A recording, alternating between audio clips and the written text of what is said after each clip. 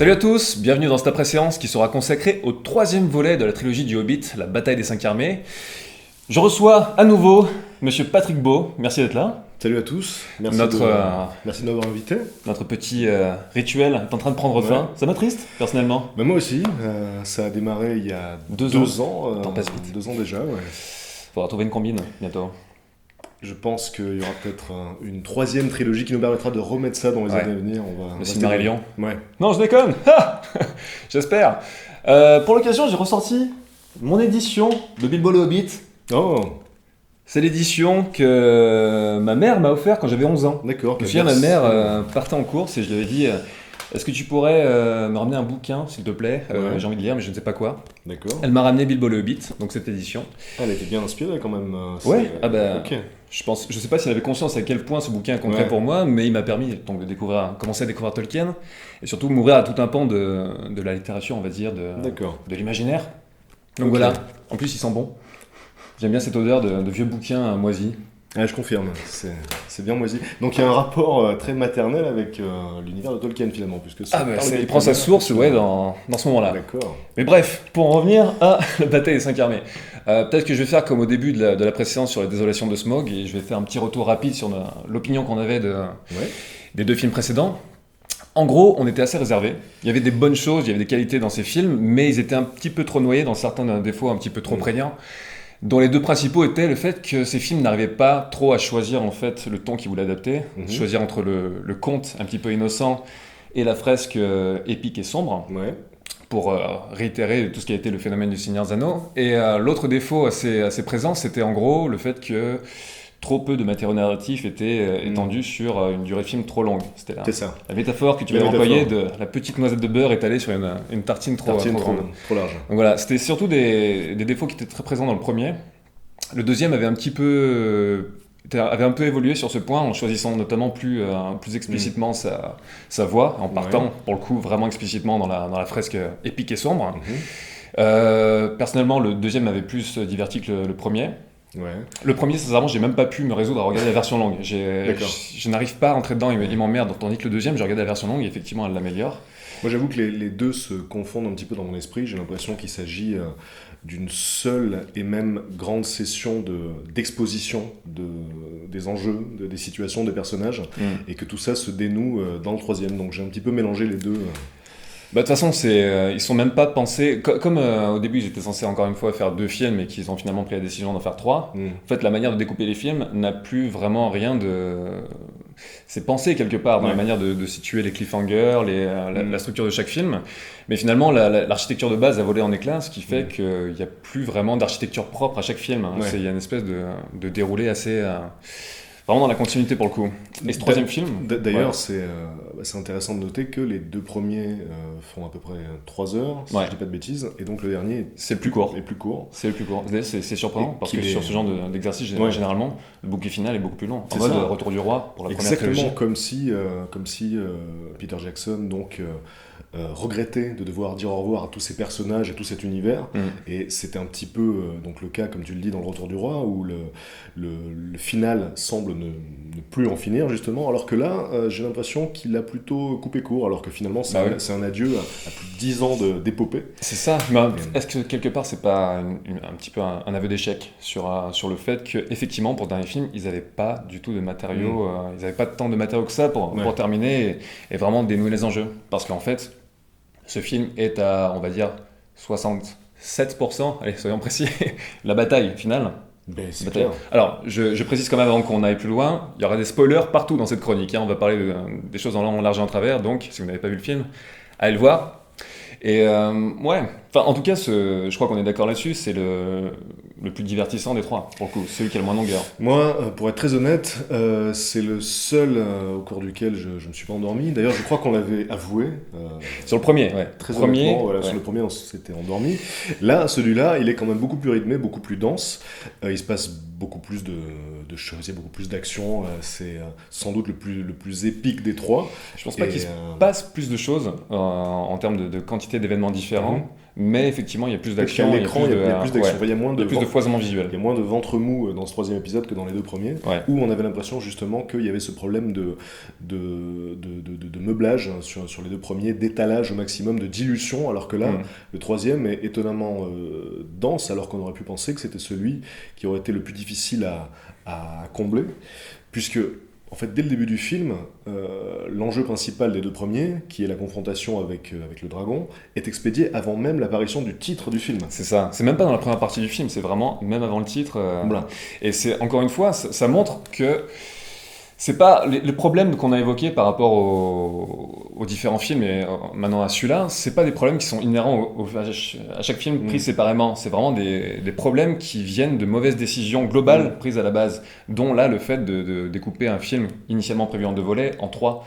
Parce que là, en termes d'architecture, le fait de, pendant 2 films, établir le personnage de Smaug, le créer comme menace ultime, comme antagoniste ultime, passer une bonne partie du 2 justement à développer ce personnage avec son charisme, avec toute sa richesse, parce que c'est vraiment un excellent personnage que Cumberbatch interprète en plus assez génialement.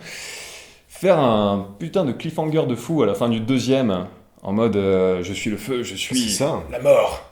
Et il part, et là il y a un truc... L'expédier comme ça. C'est ça. Et là, c'est quoi? C'est un quart d'heure?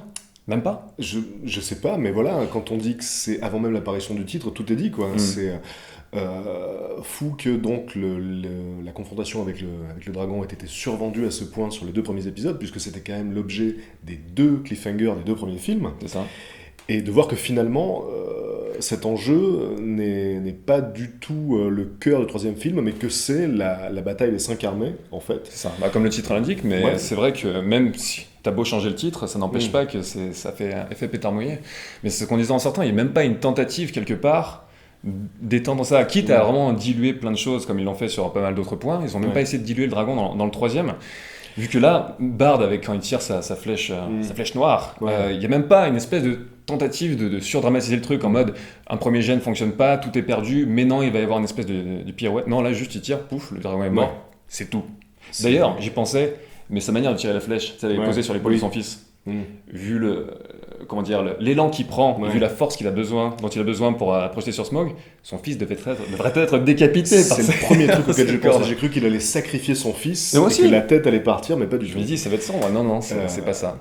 Et il y a aussi un autre truc donc par rapport aux 2 premiers et à celui-là que j'ai relevé, c'est que dans les 2 premiers, surtout dans le premier, j'avais le sentiment que Peter Jackson avait pu s'affranchir quelque part de la gravité et du lyrisme du Seigneur des Anneaux pour faire quelque chose d'un petit peu plus léger, de plus enfantin, proche du matériau originel, puisque donc le Hobbit c'est un conte pour enfants.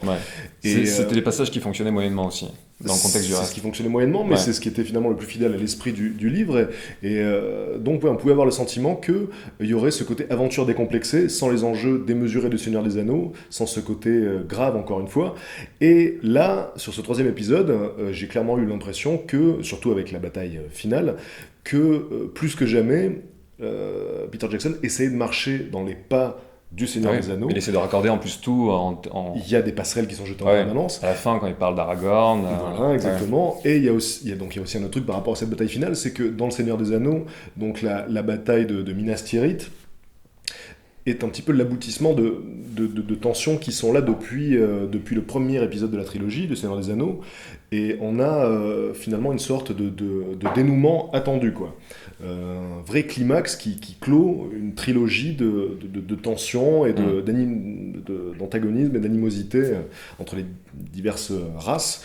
Et là, finalement, on a quelque chose d'assez similaire. On a ces 5 armées, on a cette bataille épique. Ça, pour le coup, on ne peut pas reprocher donc à cette bataille d'être décevante sur ce plan-là, parce que c'est assez fantastique visuellement.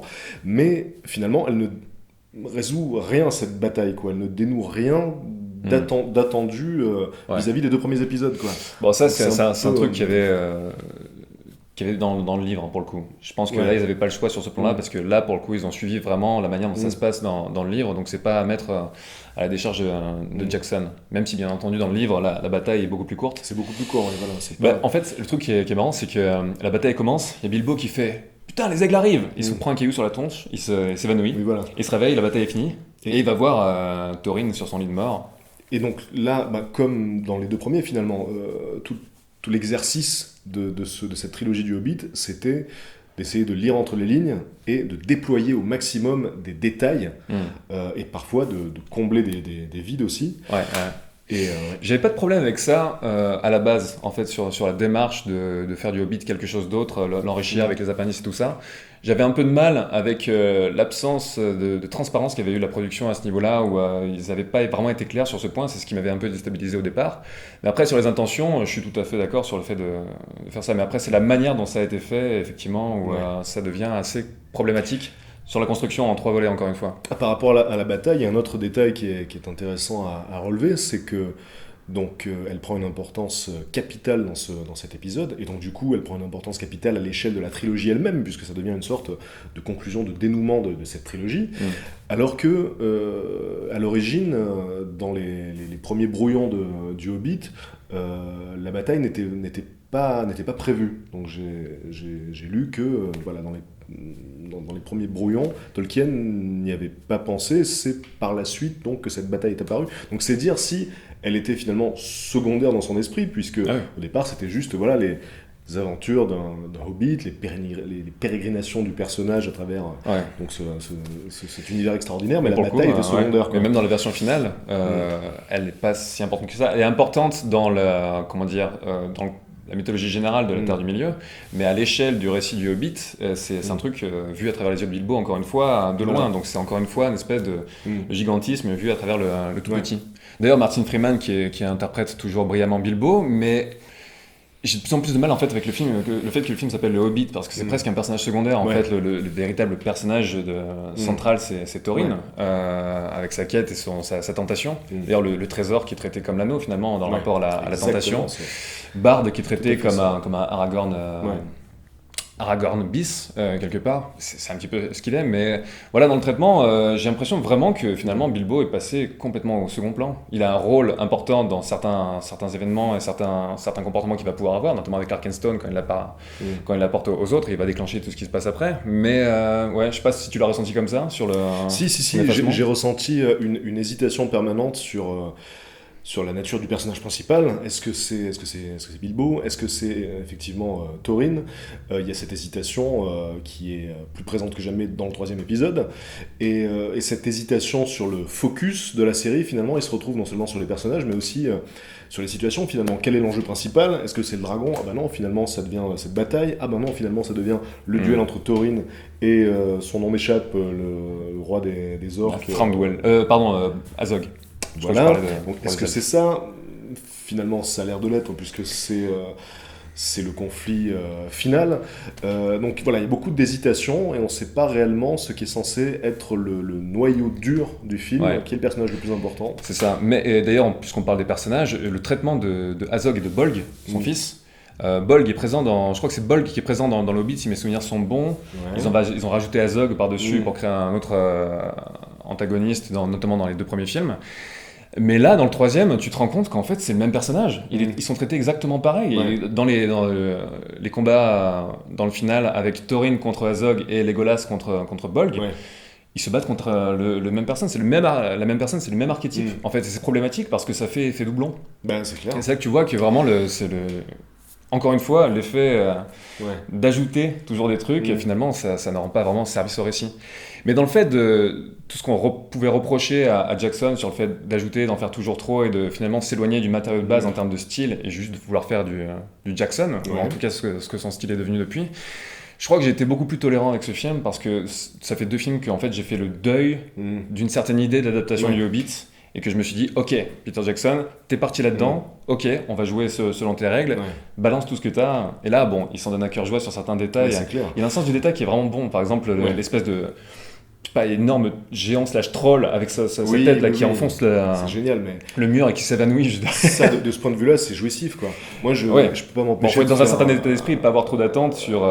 C'est sûr. What the fuck, mais voilà, si on prend le film comme un film de siège, c'est très réussi, quoi. Moi, je pouvais pas m'empêcher de faire le parallèle entre les premiers films de Jackson et ce film-là, dans le sens où ce qu'il pouvait faire avec le gore, cette générosité qu'il pouvait avoir vis-à-vis du gore, là, il avait avec la fantaisie, quoi, avec l'épique, avec avec tout le spectacle qu'il peut donner dans ce film-là, on retrouve quelque chose finalement d'un Branded, sauf que voilà, c'est plus du gore, c'est des batailles. Dans l'excentricité des mises en situation, dans la réalisation un peu moins, enfin, on en parlera un petit peu après dans le bilan de la vidéo.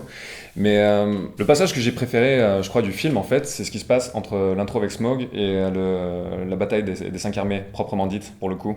Où finalement, ce qui se passe entre ce qui est censé être les trucs les plus notables de la trilogie, tout le passage justement sur Thorin et sur sa tentation, en fait. Et j'ai l'impression qu'enfin, à ce moment-là, les personnages commencent à être vraiment développés, pour le coup. Je trouve que ça fonctionne très bien à ce moment-là.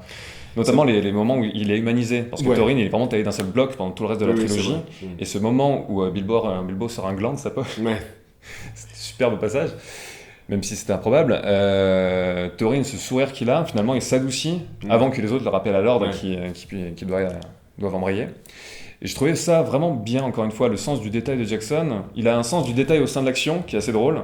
Et un sens du détail dans le drame, c'est là vraiment que tout se joue dans son style. Pendant toute la séquence où on voit Thorin perdre la raison et puis hésiter et réaliser que finalement il s'est perdu lui-même et qu'il est en train de devenir son grand-père, il y a quelque chose de très shakespearien dans la mise en scène.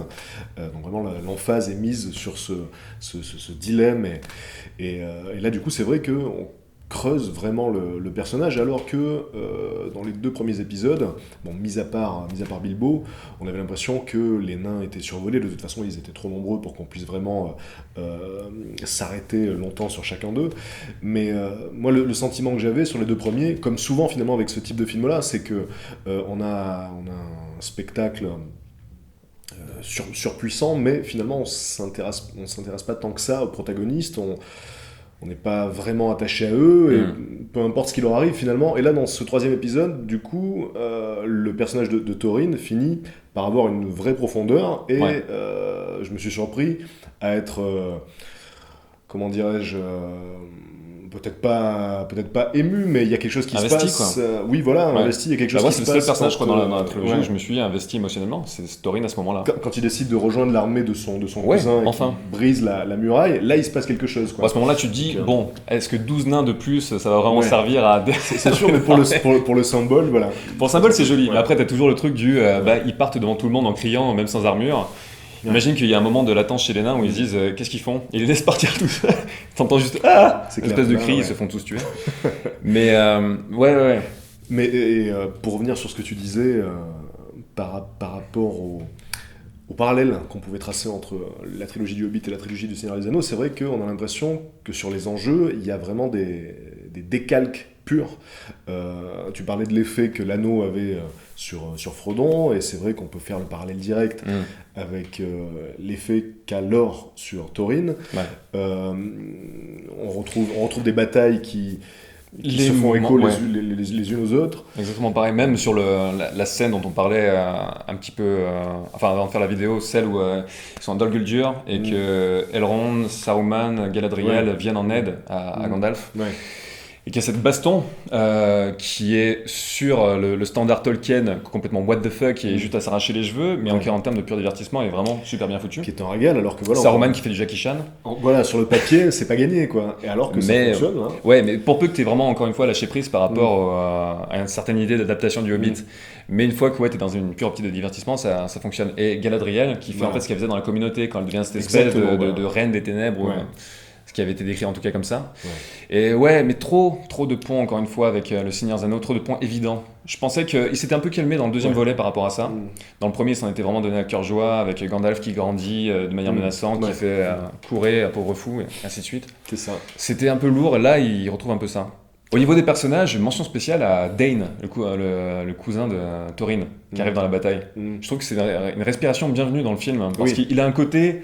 sale gosse, mal poli, qui m'a fait beaucoup rire. Il m'a rappelé en fait un des personnages de John Cleese dans Monty Python Sacré Graal, le français qui insulte tout le monde.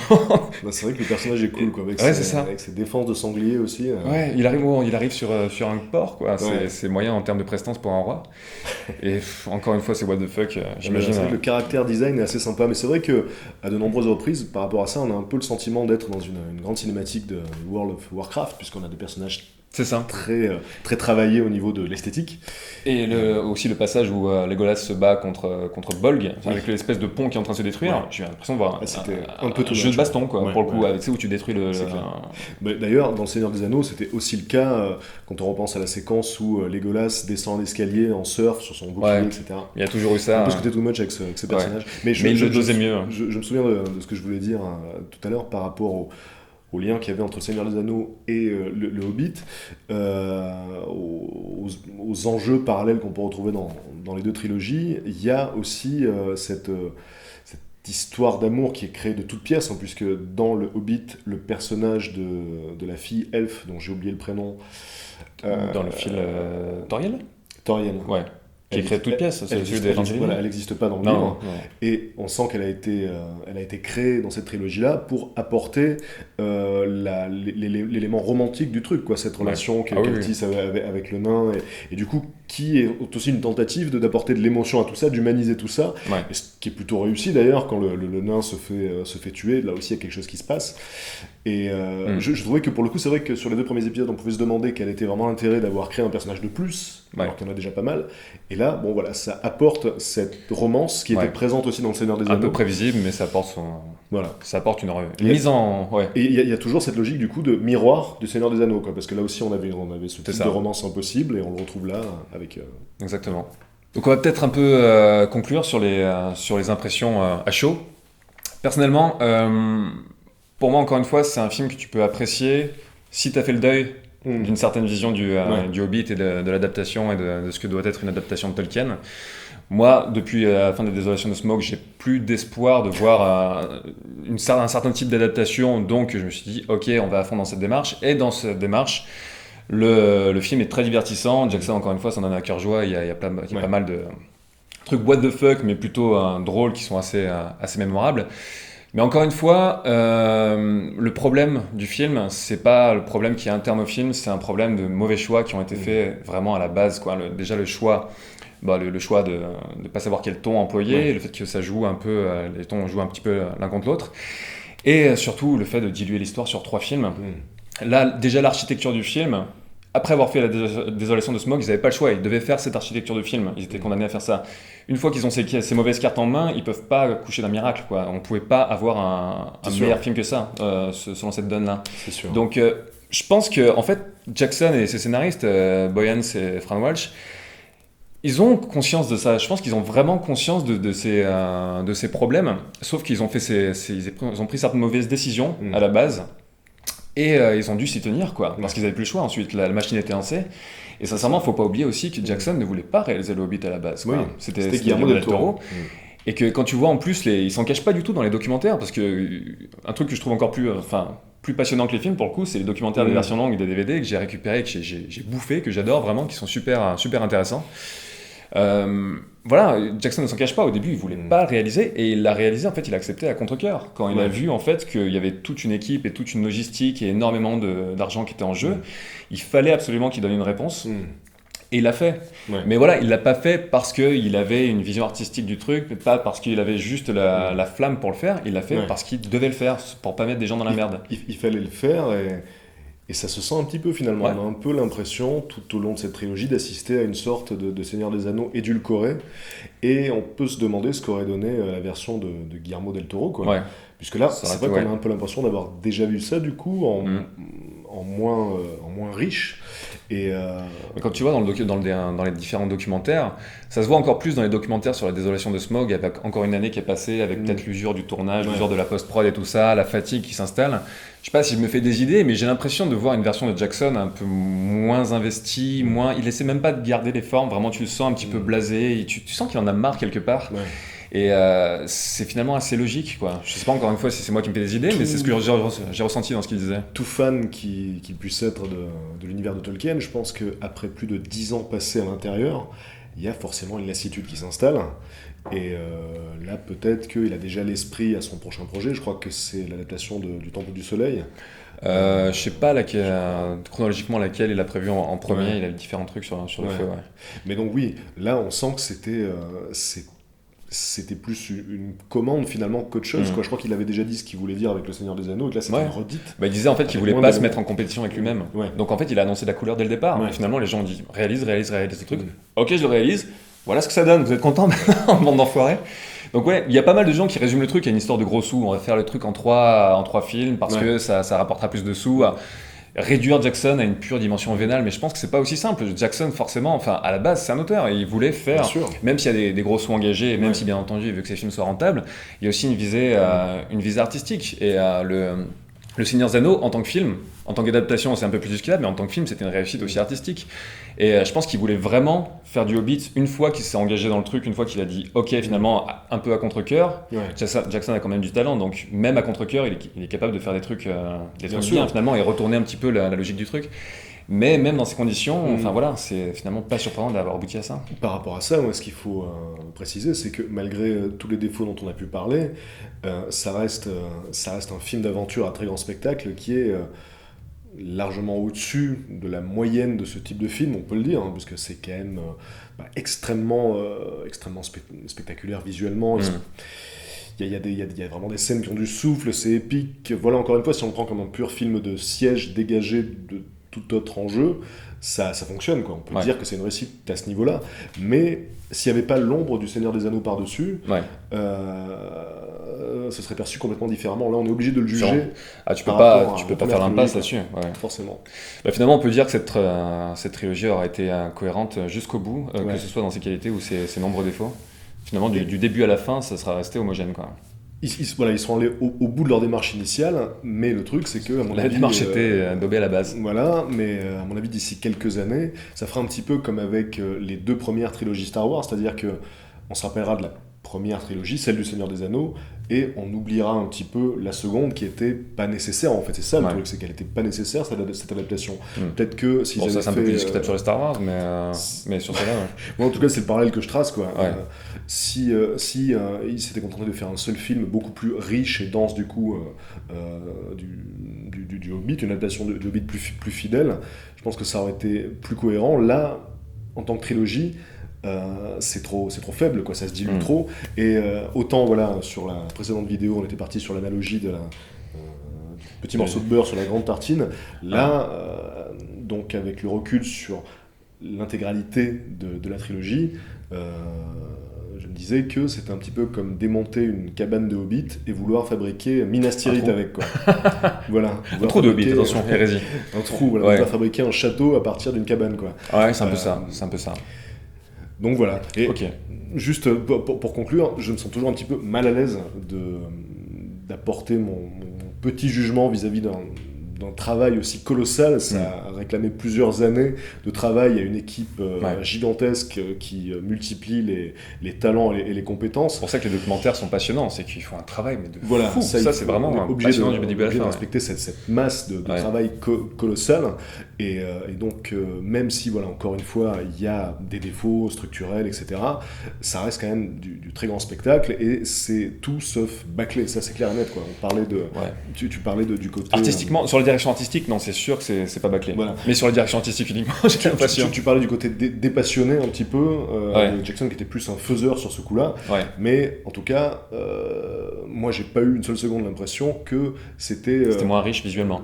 Et que c'est expédié, tu vois. Il faut le faire, on va le faire, mais on va pas trop s'y investir non plus. Non, mais les débarquements artistiques qu'il a réunis sont des sommités, déjà, ils sont tellement investis. Il y a dans le DVD de la désolation de Smaug, t'as énormément de trucs, notamment sur la cabane de Beorn au début, alors que c'est un tout petit passage du film, mais il y a énormément de trucs, juste le degré de détail qui est investi. Bref, je m'égare. Passons à la suite. Donc maintenant que cette trilogie est terminée, il est temps de tirer le bilan. Bon, on a fait un bilan sur le film et sur une appréciation globale de la trilogie, mais il y a certaines questions ou certains éléments, on va dire, que j'avais un petit peu listés, auxquels on peut répondre une fois uniquement que le truc est terminé. Et la première question, c'est finalement, qu'est-ce qu'une bonne adaptation ? Est-ce qu'une adaptation doit être fidèle ? Je pense que The Hobbit a montré que c'était pas forcément le cas. Parce que le problème en fait des films, c'est pas le fait de pas adapter vraiment fidèlement le Hobbit et d'y intégrer d'autres choses. C'est la manière ensuite dont ça a été traité. Mais à la base, finalement, ça peut être totalement recevable comme démarche. C'est une très très vaste question, du coup, qu'on va être obligé de résumer, quoi. Mais une bonne adaptation... Ça peut être une adaptation totalement infidèle, je pense à tout ce qu'a pu faire Kubrick, quoi, dont chaque film finalement est une adaptation de livre ou presque, et il s'est systématiquement approprié le truc. Alors peut-être que voilà, il faut avoir le talent nécessaire pour se permettre de s'extraire du matériau d'origine. Après, ça dépend aussi de ce qu'on appelle fidèle, parce qu'on peut être infidèle en termes de pure narration et techniquement, mais être fidèle à l'esprit d'un truc, tout en y ajoutant et en enlevant des trucs. Je pense que Kubrick a su rester...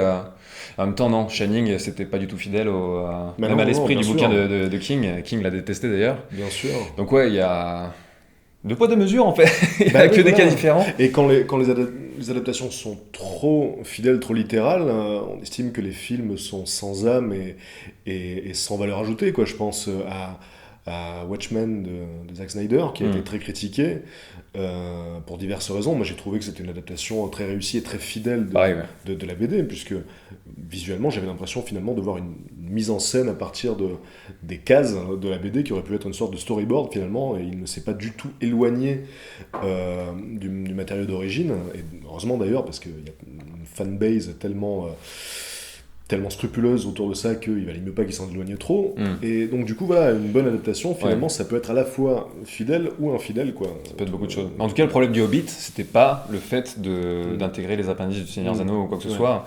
Bon, encore une fois, le seul souci que j'avais là-dessus, c'est qu'ils n'avaient pas été très clairs à la base sur leurs intentions à ce niveau-là, en tout cas pas de la manière dont je l'avais perçu.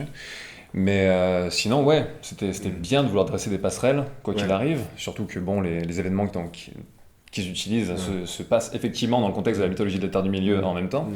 Donc, c'est pas une mauvaise adaptation sur ses intentions, le Hobbit, mais sur son traitement.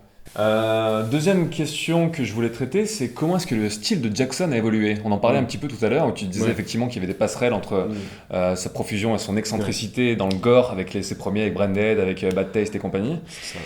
Comment est-ce qu'il a évolué ? C'est un truc qu'on voyait encore, j'ai l'impression, dans le Seigneur des Anneaux, avec certains trucs de mise en scène.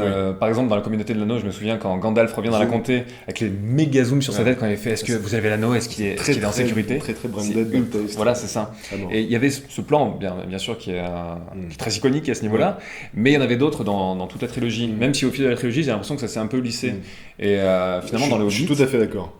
Et dans le Hobbit, en fait, on retrouve plus du tout ces tics de mise en scène un petit peu à côté. Il s'est vraiment lissé grand public. Je me rappelle que sur la communauté de l'anneau, donc le premier de la trilogie du Seigneur des Anneaux, moi j'avais été frappé par les auto-citations visuelles. Je trouvais qu'il y en avait des tas.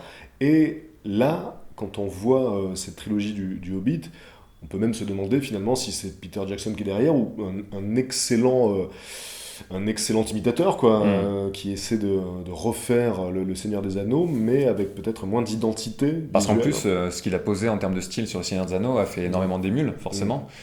Et beaucoup de gens ont repris toutes ces scènes de bataille, ce souffle, cette manière aussi de filmer les gens, les travelling dans la nature, pour le coup, qui sont en train de courir avec cette espèce de... tous ces zooms compensés aussi.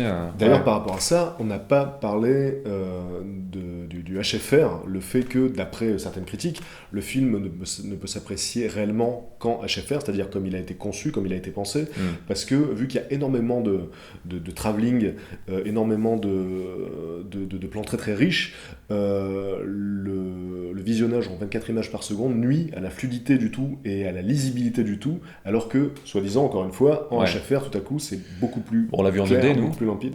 On l'a vu en 2D. Mais au bout d'un moment, 24 images par seconde. Je comprends que le high frame rate permette d'enrichir la dimension visuelle, mais c'est vraiment de la poudre aux yeux que de dire que toute l'expérience repose là-dessus. On peut pas juste dire non, si vous n'avez pas aimé le film, c'est parce que vous l'avez pas vu en 48 images par seconde. C'est sûr que ça fait au bout d'un moment, un bon film est un bon film, qu'il soit juste en basse résolution, en 3D ou en je sais pas combien d'images par seconde.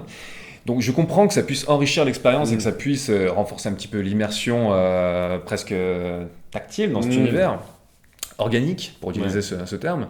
Mais encore une fois, toutes les critiques qui étaient basées là-dessus, sur non, mais vous l'avez pas vu en 48 images par seconde, vous n'avez pas vu. Non, je suis désolé, au bout d'un moment, un film est un film.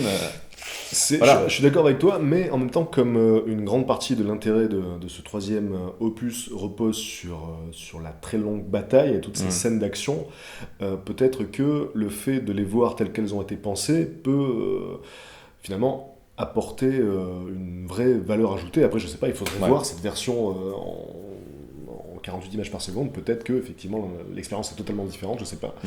Troisième point que je voulais aborder, c'était un truc que j'ai lu dans pas mal de critiques positives ces 2 dernières années sur la trilogie du Hobbit, enfin sur le diptyque, ce qui était jusque-là le diptyque du Hobbit. C'est des gens qui contrecarrent en fait les arguments qui consistent à dire que Jackson fait une espèce de surcharge visuelle constante, que c'est complètement indigeste, et ainsi de suite. Et ils contrecarrent en disant Peter Jackson est un cinéaste généreux. C'est une expression qui est tellement revenue, qui a tellement été utilisée à tort et à travers que ça a commencé un petit peu à personnellement me fatiguer. À ce compte-là, si la générosité ne tient qu'à ça, on peut dire que Michael Bay est un réalisateur généreux parce qu'il fout énormément de choses visuelles dans ses films, mais est-ce que ça fait pour autant de ses films des choses intéressantes ? Pas forcément. Donc je veux bien croire que Peter Jackson de toute façon est un bon réalisateur, il a des idées de mise en scène qui sont assez incroyables. Ça n'empêche pas qu'au bout d'un moment, il suffit pas d'être généreux, il faut aussi avoir un sens de la mesure, c'est ce qui va donner justement, faire prendre la mayonnaise. C'est sûr, mais moi quand je parlais des parallèles que je faisais entre ses premiers films, Gore, et cette trilogie, c'est dans le côté je vous donne quoi. Vous voulez du gore, je vous donne tout ce que j'ai. Vous voulez de l'épique et de l'heroic fantasy, je vous mets tout. Et voilà, moi c'est dans ce sens-là que je le trouve généreux, c'est qu'effectivement si tu viens voir un film d'heroic fantasy épique, là sur le 3e opus t'es servi quoi. Mais je suis entièrement d'accord en tout cas pour dire qu'il est généreux, ça c'est. Mais c'est comment dire, c'est faire de la générosité une fin en soi. Il suffit pas d'être généreux parce que c'est sûr qu'il est généreux, il va en coller à plein les mirettes. Mais ça ne suffisait pas. Des fois on peut te faire des cadeaux empoisonnés quoi, des cadeaux qui ne te plaisent pas du tout. C'est ça. La générosité ne suffit pas. Tu pensais bien faire, tu mets de l'amande dans ton gâteau parce que c'est super bon et en fait non, le mec est allergique aux amandes. Exactement. Ou allergique au trop plein de CGI dans les Hobbits. Dernier point, on compare souvent les 2 trilogies, celle du Seigneur des Anneaux et celle du Hobbit. On essaie de voir en quoi ça a évolué ou pas, mais on parle assez peu du contexte en fait, parce que le contexte dans lequel ces films sont arrivés est très très différent. Et qu'est-ce qui a changé du contexte ? Parce qu'à l'époque, quand le Seigneur des Anneaux est arrivé, il a établi une nouvelle manière, il a bouleversé Hollywood, techniquement. L'espèce de fièvre des trilogies qui s'emparait de Hollywood à ce moment-là, une certaine manière, justement, en termes de mise en scène, de filmer les batailles, une certaine manière de filmer l'aventure. Fièvre de trilogie et fièvre de péplum aussi, on pourrait le dire, et de grands films épiques, quoi. On en a eu des tas, donc effectivement, c'est vrai que ça a posé un standard. Même aussi des standards en termes d'effets spéciaux, vu que Gollum, à l'époque était complètement révolutionnaire. C'est la première fois de ma vie que je voyais une créature numérique à l'écran que je me disais ok, j'y crois. Et bizarrement d'ailleurs, j'y croyais plus dans les 2 tours que dans le Retour du Roi. J'ai l'impression qu'ils s'étaient un peu reposés sur leur laurier, ils se dit ok, on tue tout. Donc on va faire un peu moins attention à Gollum dans le Retour du Roi, et finalement c'était... D'ailleurs sur ce point-là, si on peut faire une petite parenthèse, dans ce 3e épisode, là vraiment on touche la perfection, quoi. Il y a des créatures absolument sublimes, et je pense notamment à ces trolls qu'on n'avait pas vus dans les précédents épisodes. Tu vois, il y en a un notamment qui franchit une muraille à un moment donné et qui s'en prend à ce personnage lâche et vil. Qui ressemble un petit peu au troll qu'on voit dans le premier épisode. Voilà. Tom, machin, et je sais plus comment, Berthe, Tom et... Mais en même temps, on dirait des hybrides entre des trolls et des humains, quoi, qui sont un peu plus humanoïdes. Et on a une véritable perfection à la fois de la texture et de l'expression, quoi. On parle souvent de la Uncanny Valley, donc voilà, la vallée de l'étrangeté, qui fait qu'on est mal à l'aise face à un robot ou à un personnage de synthèse qui n'est pas exactement humain, mais presque. Là, je trouve qu'on a franchi ce cap-là, quoi. Toutes les créatures virtuelles qu'on peut voir dans le film sont parfaitement humaines du point de vue de leur expression, quoi. D'ailleurs, au niveau des créatures, il y a des vers des sables. Oui, alors, je suis obligé de parler de ça, quoi. Je sais plus s'ils étaient présents ou évoqués dans le livre ou quelque part chez Tolkien. Peut-être que oui, les manche-terres, ils les appelaient, je sais pas. Manche-terres, ça doit être évoqué quelque part, et peut-être une mention des manche-terres ou je sais pas quoi, quelque part dans un récit ou un autre, parce que sinon ils n'auraient pas mis, j'imagine. Mais le design des créatures... Ah bah là, c'est Dune à 200%. La question d'inspiration ne se pose même pas, quoi. En même temps, je pense pas qu'il y ait un milliard de manières de faire un ver géant. C'est sûr. Mais quand on sait que le standard ultime en matière de ver géant, c'est Dune... C'est vrai que là, bon, c'est quasiment du clin d'œil, quoi. Et je pensais à toi face à cette scène, face à cette espèce de crossover entre l'univers de Tolkien et l'univers de Dune, c'était assez jouissif. J'en avais entendu parler, donc ça m'a pas franchement surpris quand je les ai vus, mais j'étais quand même un peu bah c'est ça, c'est ça, un mix entre Tremors et Dune. C'est exactement ça. Mais pour revenir au contexte, donc le contexte a beaucoup évolué. Le Seigneur des Anneaux a tellement changé de choses à tous les niveaux que finalement, quand tu refais le Hobbit reste sur ses acquis. On parle encore une fois de Peter Jackson qui a dit j'ai rien de plus à apporter vraiment, ça sera juste un petit peu du surplace. Il y aura juste peut-être en termes de performance, de mise en scène et de gigantisme, on pourra faire évoluer, mais sinon ça va rien vraiment faire changer. Le film est presque has-been dans son propre contexte. Exactement, on a une redite et tu vois, le fait de savoir que Peter Jackson ne voulait pas le réaliser au départ, je pense que c'est assez important parce que si il avait voulu dès le début s'occuper de cette trilogie-là, on aurait pu penser que c'était de la nostalgie et qu'il n'avait pas envie de sortir de cet univers et qu'il voulait étirer le truc autant que possible. Manifestement, c'était pas le cas, quoi. Et pourtant, c'est l'effet que ça donne. Comme s'il voulait y rester encore un petit peu. D'ailleurs, par-delà, encore une fois ça, les documentaires, ça permet vraiment d'avoir une nouvelle lumière sur les films. Sur le temps qui a manqué aux équipes, sur pas mal de trucs qui m'ont personnellement posé problème et qui sont expliqués dans les documentaires. Par exemple, la modélisation de Azog en image de synthèse, que j'aime pas du tout personnellement pour des raisons purement esthétiques et j'y crois pas vraiment. Ils voulaient pas le faire comme ça au départ, mais ils ont vraiment été pris par le temps. Ça a été vraiment des inconvénients de production, des obstacles qu'ils ont dû surmonter avec plus ou moins de succès. Donc ça te fait un petit peu relativiser. Vraiment, c'est pas une faute de goût ou un truc comme ça. C'est vraiment, ils ont fait au mieux avec le temps qui leur était imparti. Comme dirait Gandalf dans la communauté d'anneaux.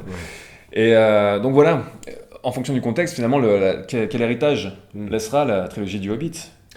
Pas grand-chose finalement. Je pense réellement que d'ici quelques années, quand on repensera à tout ça, on se rappellera du Seigneur des Anneaux, pas forcément du Hobbit, quoi. On y pensera comme d'une espèce d'appendice pas vraiment nécessaire, quoi, dispensable. Mais regardable parce qu'il a aussi de bonnes choses, encore une fois. Et c'est dommage parce que s'il n'y avait pas encore une fois cette ombre du Seigneur des Anneaux, ce serait une trilogie qui serait largement au-dessus de la production classique en termes de heroic fantasy. Mais voilà. Sur le plan de l'heroic fantasy, elle a pas de mal à se hisser au-dessus de la moyenne, c'est sûr. Ça, c'est sûr et certain, Mais voilà, pas un héritage fou. La trilogie est condamnée à rester dans l'ombre de sa grande sœur. Sans doute, Mais bon, c'était encore une fois un truc qu'on pouvait prévoir il y a déjà 2 ans, quoi. Bon, on va pouvoir conclure là-dessus. Ça fait un plaisir de faire ces 3 après-séances tout à fait. avec toi. La boucle est bouclée. Merci de m'avoir rejoint encore une fois aujourd'hui pour en parler. On trouvera une combine pour réitérer. Peut-être avec Star Wars, on va faire quelque chose. Oh oui, tiens, oui. Ok, rendez-vous est pris. C'est parti. Bon, et bien, une prochaine fois. Au revoir tout le monde. Salut. Portez-vous bien.